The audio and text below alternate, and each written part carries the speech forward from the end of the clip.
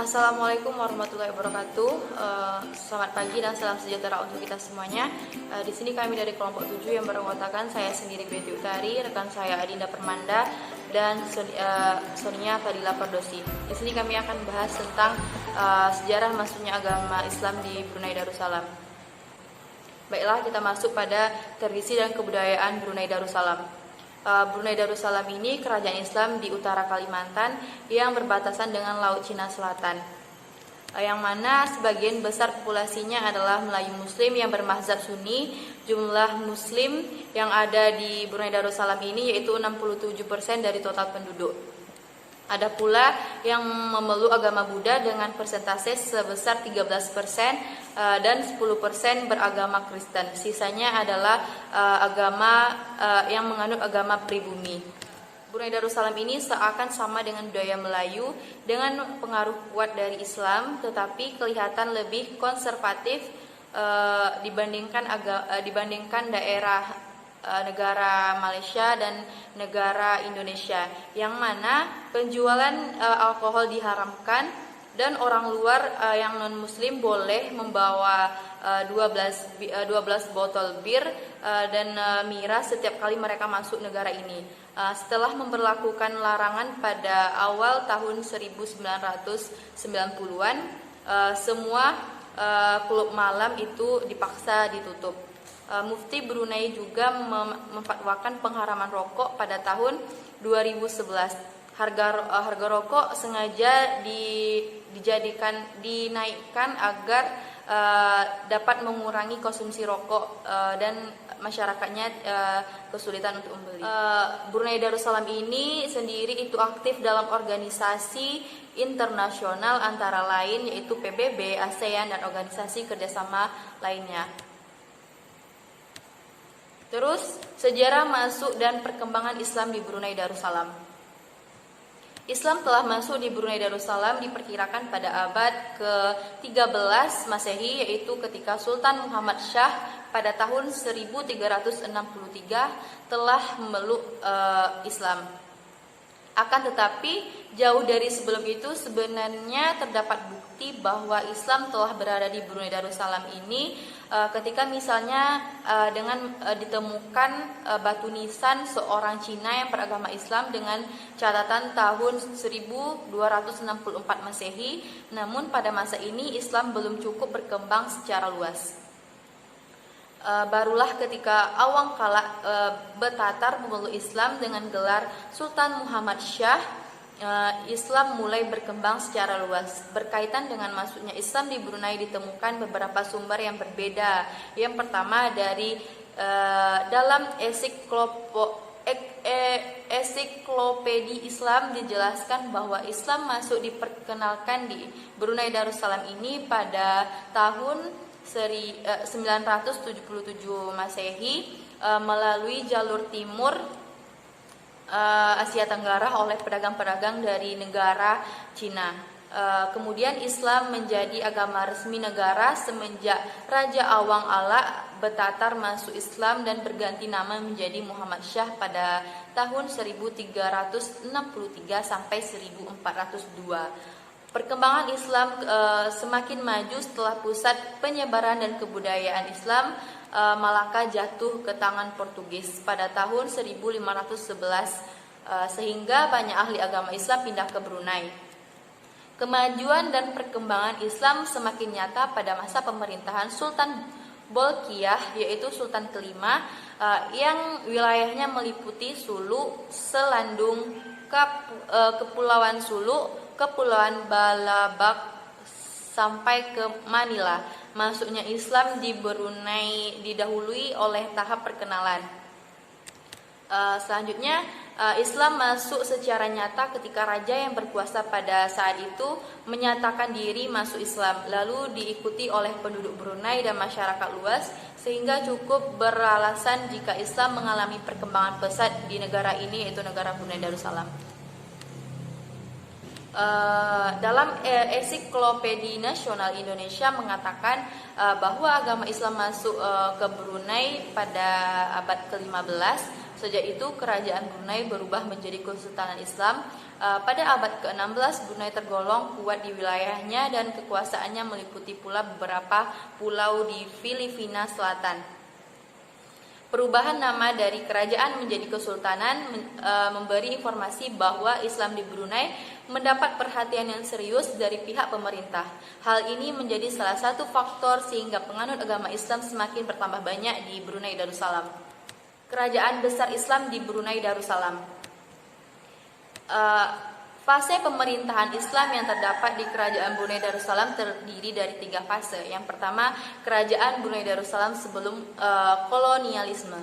Perkembangan agama Islam di Brunei tidak lepas dari pengaruh para mufasir, pedagang Arab serta mubaligh yang berdatangan silih berganti sejak tahun 997 Masehi.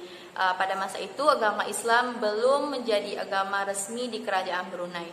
Agama Islam baru menjadi agama resmi pada masa pemerintahan Sultan Muhammad Shah pada tahun 1363 sampai dengan 1482 dan berkembang pesat pada masa pemerintahan Sultan Syarif Ali atau Sultan Brunei III.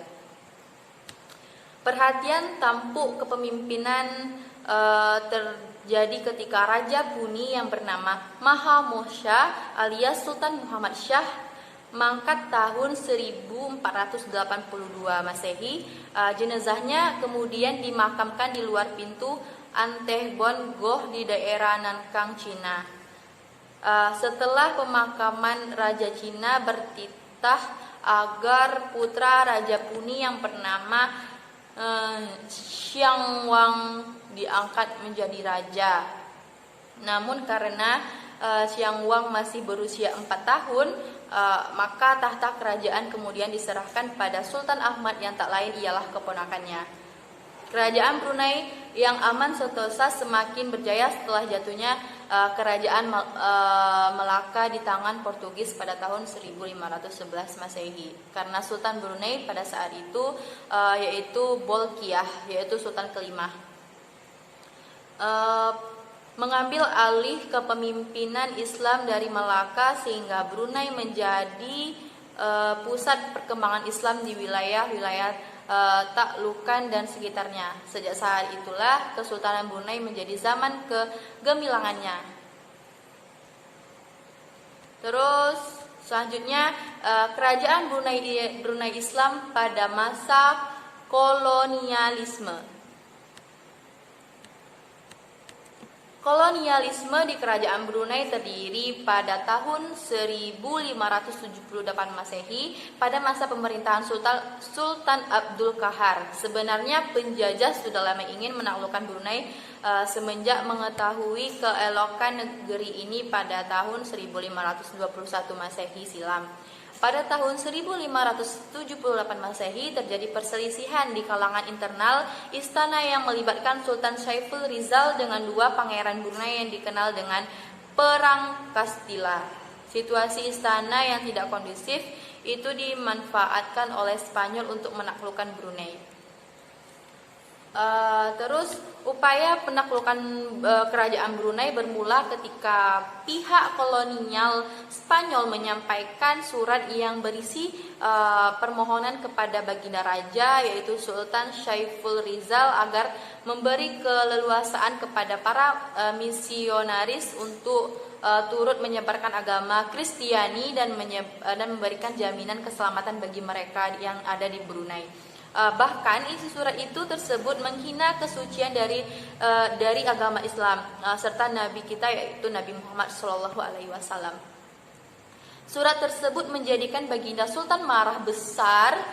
Bulan April tahun 1578 Masehi terjadilah pertempuran antara kerajaan Brunei dengan pihak penjajah yang memakan banyak korban jiwa dari pihak tentara Brunei. Selain itu terjadi perampasan harta benda milik istana dan pembesar kerajaan oleh kolonial Spanyol. Kendati sempat porak-poranda akibat pertempuran itu, namun semangat juang dan nasionalisme rakyat Brunei berhasil menaklukkan memukul mundur musuh-musuhnya pada Juli 1578 Masehi.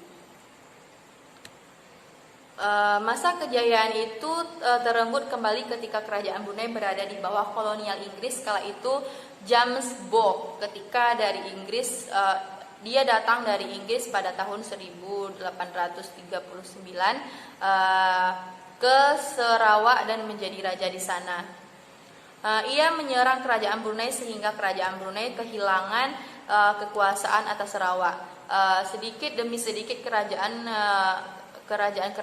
Brunei mulai terkikis. Khawatir akan kehilangan yang lebih besar dari wilayah kekuasaannya, maka pada tahun 1888 Masehi, Sultan Hashim Jailulul Alam Mukamaddin meminta perlindungan pihak Great Britain dari Inggris.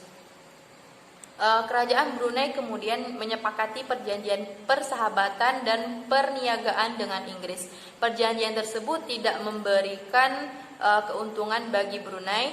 Oleh sebab itu, kerajaan Brunei kemudian memperbaiki perjanjian baru dan Inggris yang disebut dengan perjanjian naungan dari perlindungan yang sekali lagi tidak juga menguntungkan pada negara Brunei ini. Bahkan akibat perjanjian ini, Brunei kehilangan wilayah Limbang yang serta-merta mempersempit wilayah kekuasaan kerajaan Brunei. Demi mewujudkan kedaulatan yang mandiri, pada tahun 1962 kerajaan Brunei mengadakan pemilihan umum pertama yang sayangnya terkategori oleh pengkhianatan beberapa pemimpin-pemimpin tergabung dalam Tentara Nasional Kalimantan Utara, yaitu TNKU, untuk menggulingkan kerajaan yang sah. Seperti itu, peristiwa itu sempat memakan korban jiwa yang tidak sedikit, namun banyak memberi pelajaran bagi kerajaan Brunei untuk masa depan.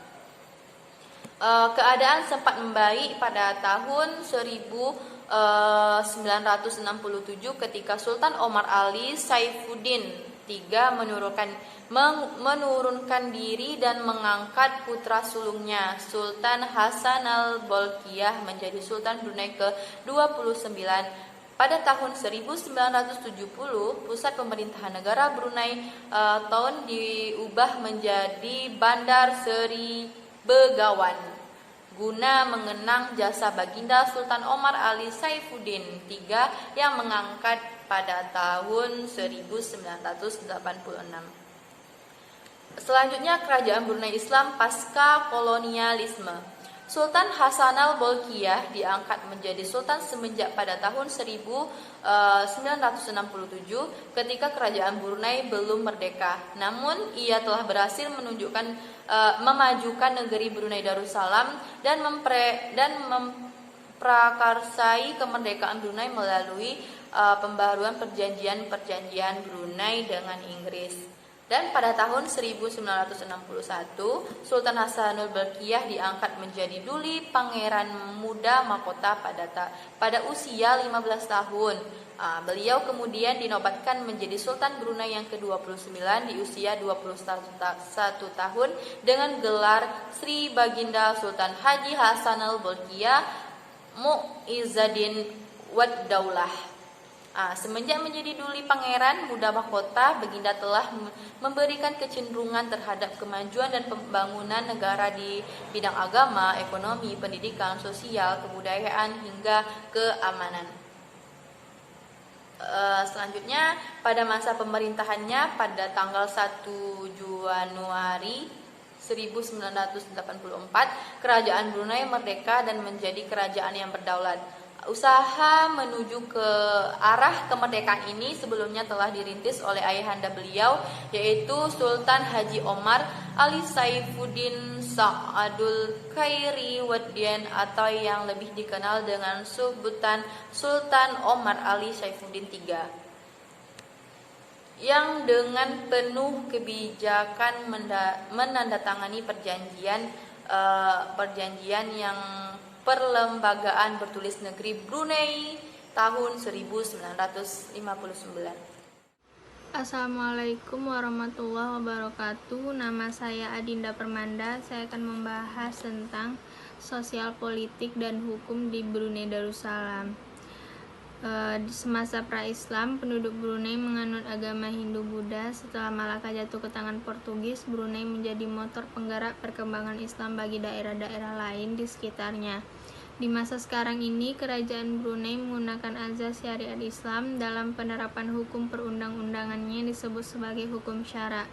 Penerapan hukum Islam ini tak lain karena pengaruh kuat dari Sultan Syarif Ali yang bersikukuh ingin menjadikan penduduk Brunei sebagai muslim sejati. Hal ini kemudian berimplikasi terhadap perilaku penduduk Brunei yang senantiasa mendasarkan perilakunya sesuai dengan syariat Islam. Sistem politik yang berlaku di Brunei adalah monarki absolut, di mana kepala negara juga menjadi kepala pemerintahan, dan di negara ini tak ada lembaga legislatif dan pelaksanaan pemilu. Negeri yang berpenduduk mayoritas muslim ini menjadikan kepala negaranya sekaligus pemimpin Islam. Dengan kata lain, Sultan menjabat kepala negara sekaligus merangkap ketua lembaga keagamaan yang mengatur lalu lintas kehidupan beragama dan dibantu oleh mufti. Secara kultural, hukum yang berlaku di Brunei Darussalam tidak jauh berbeda dengan tetangganya Malaysia karena keduanya memang mempunyai akar budaya yang sama. Pola hukum Islam yang dianut oleh penduduk Brunei lebih banyak dipengaruhi oleh mazhab Syafi'i. Sistem hukum dan pengadilan mereka lebih banyak dipengaruhi oleh hukum adat Inggris. Sampai dekade sekarang ini, sistem hukumnya kecuali hukum-hukum agama Islam masih. Selanjutnya, perkembangan Brunei Darussalam hingga sampai sekarang. Brunei memiliki indeks pembangunan manusia kedua di Asia Tenggara setelah Singapura. Tumpuan ekonomi berupa minyak bumi dan gas yang menjadi sumber kekayaan negara dan membuat Brunei menjadi negara terkaya kelima dan sudah diklasifikasikan sebagai negara maju. 2/3 penduduk Brunei adalah Melayu dengan agama resmi Islam. Brunei juga mengikuti hukum Islam Syariah. Penduduk Brunei memperoleh pendidikan gratis, perawatan kesehatan, subsidi makanan dan perumahan, dan mereka juga tidak membayar pajak penghasilan pribadi. Budaya Brunei hampir sama dengan budaya Melayu dengan pengaruh kuat dari Islam, tetapi lebih konservatif karena menerapkan sistem Islam syariat. Tidak seperti Malaysia dan Indonesia, penjualan dan konsumsi alkohol diharamkan dengan orang luar atau non-muslim masih diizinkan membawa maksimal 12 botol bir saat mereka masuk ke Brunei. Parlemen Brunei juga mulai menerapkan fatwa haram untuk rokok pada tahun 2011 dengan tujuan mengurangi konsumsi rokok. 2/3 penduduk Brunei adalah etnis Melayu, sementara etnis minoritas yang paling penting dan menguasai ekonomi negara adalah Tionghoa. Terdapat juga komunitas ekspatriat dengan sejumlah besar warga negara Inggris dan Australia. Bahasa yang digunakan secara resmi adalah bahasa Melayu dengan bahasa Tionghoa dan bahasa Inggris yang 95% dikuasai oleh setiap penduduknya. Negara kecil yang kaya ini memiliki perekonomian campuran antara kewirausahaan dalam negeri dan asing, pengawasan kerajaan, serta tradisi budaya di perdagangan lama. Pengeluaran minyak mentah dan gas alam terdiri dari setengah PDB. Tingginya tingkat pendapatan membuat pengeluaran per kapita menjadi jauh lebih kecil, dan kerajaan membekali semua biaya pengobatan dan memberikan subsidi pangan, perumahan, dan pendidikan bagi setiap penduduk.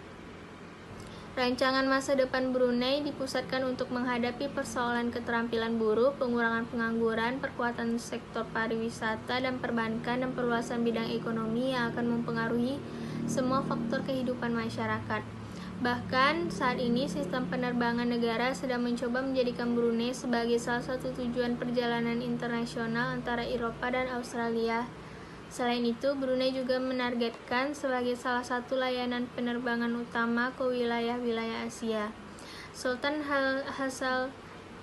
Hassanah Bolkiah yang menjadi salah satu orang terkaya di dunia dengan memiliki koleksi 500 mobil mewah dan istana dengan lebih dari 1.500 kamar dengan total aset lebih dari 25 miliar dolar. Sultan juga membangun sebuah masjid termegah dan terbesar di Brunei yang disebut Masjid Jami' As Hassanil Bolkiah. Masjid ini mampu menampung 3.000 umat Islam. Selain dilengkapi ruang perpustakaan, pertemuan, dan lounge yang indah, arsitektur dan interior masjid ini menjadi kebanggaan Brunei dan Kesultanan karena mampu menyaingi arsitektur dan interior Masjidil Haram di Mekah. Assalamualaikum warahmatullahi wabarakatuh. Perkenalkan, saya Sonia Fadila Padosi dari Prodi Ekonomi Syariah semester 4. Baiklah, di sini saya akan menjelaskan sistem pemerintahan di Brunei Darussalam. Negara Brunei Darussalam memiliki corak pemerintahan monarki absolut, di mana sultan menjabat sebagai kepala negara, juga kepala pemerintahan, dan merangkap sebagai Perdana Menteri serta Menteri Pertahanan yang dibantu oleh Dewan Penasihat Kesultanan dan beberapa menteri. Dalam monarki absolut ini, kekuasaan kesultanan itu tidak terbatas. Negara Brunei Darussalam memegang kendali negaranya sendiri pada tahun 1959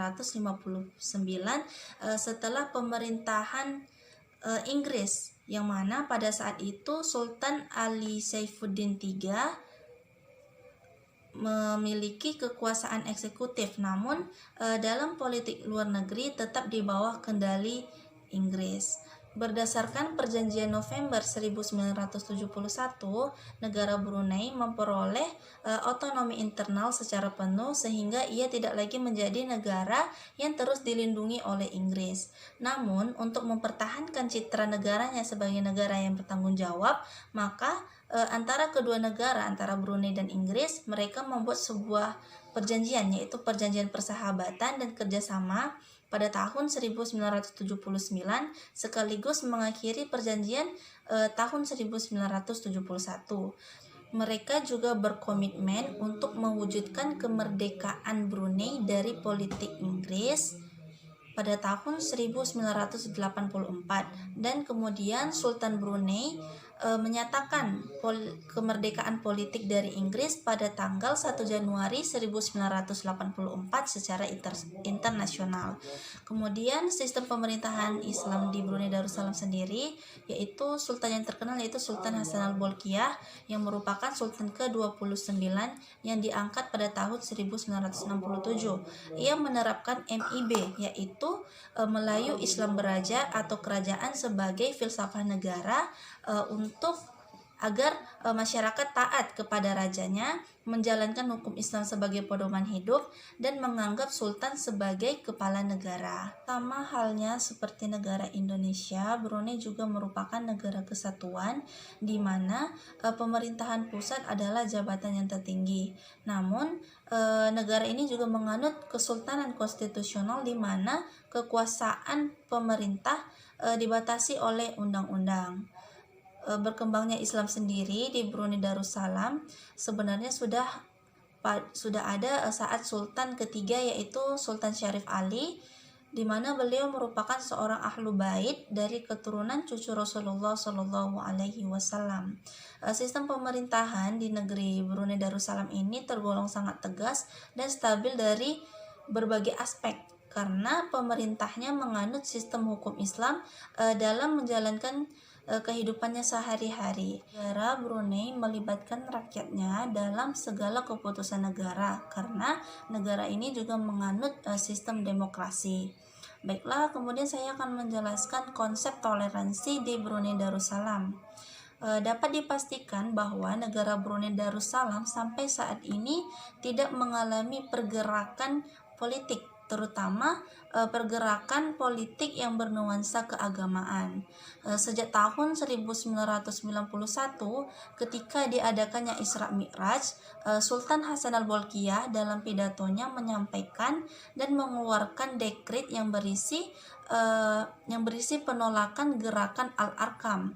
Kemudian ia memerintahkan kepada pihak penyelenggara pemerintahan untuk melarang orang-orang asing manapun yang masuk di negara Brunei yang dapat menjadi ancaman sehingga mengganggu keharmonisan masyarakat Brunei. Krit yang dikeluarkan pemerintahan Brunei ini juga merupakan indikasi bahwa eksistensi Islam di Brunei harus tegas dan tidak terpecah belah. Seperti yang diketahui bahwa masyarakat Brunei sangat patuh terhadap sultannya, sehingga masyarakat Brunei mewujudkan isi dari dekret tersebut.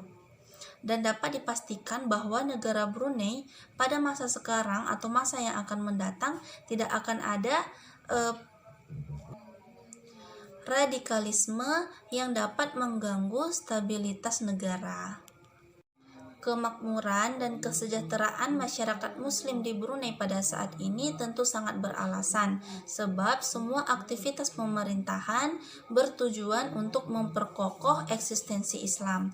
Pemerintah melarang jual beli minuman keras, melarang sekte-sekte Islam keras dan lain sebagainya sebagai indikator bahwa negara Brunei tetap menjadi negara yang darussalam, yaitu negara aman dan sejahtera yang jauh dari gangguan maupun kekacauan baik dari dalam negeri sendiri maupun dari luar. Baik, sekian penjelasan dari saya. Apabila terdapat salah, saya mohon maaf. Assalamualaikum warahmatullahi wabarakatuh.